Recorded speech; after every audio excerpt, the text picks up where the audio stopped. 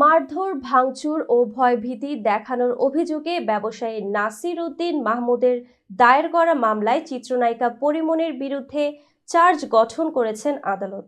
এর মধ্য দিয়ে এ মামলায় তার আনুষ্ঠানিক বিচার শুরু হয়েছে। এছাড়া আদালতে উপস্থিত না হওয়ায় পরীমনির বিরুদ্ধে গ্রেফতারি পরোয়ানা জারি করা হয়েছে। বিস্তারিত হাসিব খানের ডেস্ক রিপোর্টে।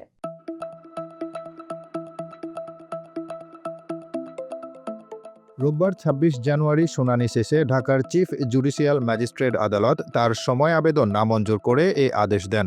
আসামিপক্ষের আইনজীবী নীলাঞ্জনা রিফাত সুরভি এ তথ্য নিশ্চিত করেছেন। গত এপ্রিলে ঢাকার senior judicial magistrate M Saiful ইসলামের আদালতে গ্রেপ্তারি পরোয়ানা জারির আবেদন করেন বাদীপক্ষের আইনজীবী আবুল কালাম মোহাম্মদ সোহেল। সে সময় মামলার তদন্ত কর্মকর্তা পিবিআই ঢাকা জেলার পরিদর্শক মোহাম্মদ মনির হোসেন ঢাকার চিফ জুডিশিয়াল ম্যাজিস্ট্রেট আদালতে তদন্ত প্রতিবেদন দাখিল করেন।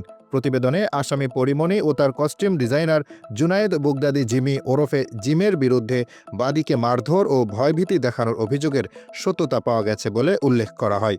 ব্যবসায়ী নাসির উদ্দিন মাহমুদ বাদী হয়ে ২০২১ সালের ৬ জুলাই ঢাকার সিনিয়র জুডিশিয়াল ম্যাজিস্ট্রেট রাজীব হাসানের আদালতে পরীমনিসহ ৩ জনের বিরুদ্ধে এ মামলা করেন। এ মামলার অন্য দুই আসামি হলেন পরীমনির সহযোগী ফাতেমাতুজ জান্নাত বনি ও জুনায়েদ বোগদাদি জিমি ওরফে জিম। মামলায় বাদী উল্লেখ করেন, পরীমনি ও তার সহযোগীরা অ্যালকোহল সেবনে অভ্যস্ত। তারা সুযোগ বুঝে বিভিন্ন নামিদামি ক্লাবে ঢুকে অ্যালকোহল পান করেন এবং পার্সেল নিয়ে মূল্য পরিশোধ করেন না। পরীমনি তার পরিচিত পুলিশ কর্মকর্তাদের দিয়ে মিথ্যা মামলা করিয়ে হয়রানির ভয় দেখান। ২০২১ সালের ৯ জুন রাত ১২টার পর আসামিরা সাভারের বোট ক্লাবে ঢোকেন এবং দ্বিতীয় তলার ওয়াশরুম ব্যবহার করেন। পরে তারা ক্লাবের ভেতরে বসে অ্যালকোহল পান করেন। এতে আরও বলা হয়, বাদী নাসির উদ্দিন মাহমুদ ও তার সহযোগী শাহ শহীদুল আলম রাত ১টা ১৫ যখন ক্লাব ত্যাগ করছিলেন তখন পরীমনি উদ্দেশ্যমূলকভাবে নাসিরকে ডাক দেন। তাদের সঙ্গে কিছু সময় বসারও অনুরোধ করেন। এক পর্যায়ে পরীমনি অশ্লীল অঙ্গভঙ্গির মাধ্যমে নাসিরকে আকৃষ্ট করার চেষ্টা করেন এবং একটি ব্লু লেভেল অ্যালকোহলের বোতল বিনামূল্যে পার্সেল দেওয়ার জন্য চাপ দেন।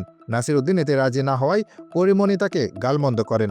নাসির এবং আসামিদের মধ্যে বাদানুবাদের এক পর্যায়ে পরীমনি বাদীর দিকে একটি সার্ভিং গ্লাস ছুঁড়ে মারেন এবং হাতে থাকা মোবাইল ফোনও ছুঁড়ে মারেন। এতে নাসির মাথায় এবং বুকে আঘাতপ্রাপ্ত হন। মামলায় আরও উল্লেখ করা হয়, পরীমনি ও তার সহযোগীরা নাসির উদ্দিনকে মারধর ও হত্যার হুমকি দিয়েছেন ও বোট ক্লাবে ভাঙচুর করেছেন। এ ঘটনা ধামাচাপা দেওয়ার জন্য পরীমনি সাভার থানায় বাদী নাসির উদ্দিন সহ দুজনের বিরুদ্ধে ধর্ষণ চেষ্টা ও হত্যা চেষ্টার অভিযোগ তুলে মামলা করেন। এর আগে ২০২১ সালের ১৪ জুন ধর্ষণ ও হত্যা চেষ্টার অভিযোগে ৬ জনের বিরুদ্ধে মামলা দায়ের করেন পরীমনি। এদের মধ্যে ছিলেন বোট ক্লাবের তৎকালীন সভাপতি নাসির ইউ মাহমুদ, তুহিন সিদ্দিকী অমি ও অজ্ঞাত পরিচয়ের আরও ৪ জন। তদন্তের পর ধর্ষণ বা হত্যা চেষ্টার কোনো প্রমাণ পায়নি পুলিশ।